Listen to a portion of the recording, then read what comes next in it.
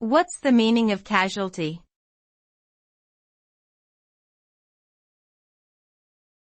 Casualty.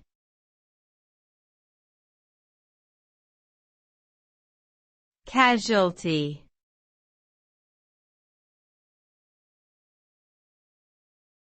Casualty.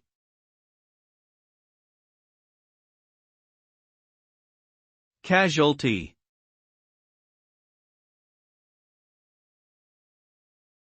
The term casualty refers to a person or thing that is harmed, injured, or killed as a result of an accident, disaster or war.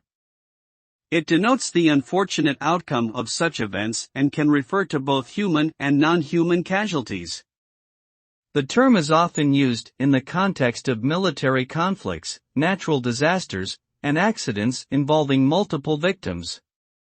In general, casualty implies an unintended, undesirable consequence that can cause significant harm or loss to individuals or society as a whole.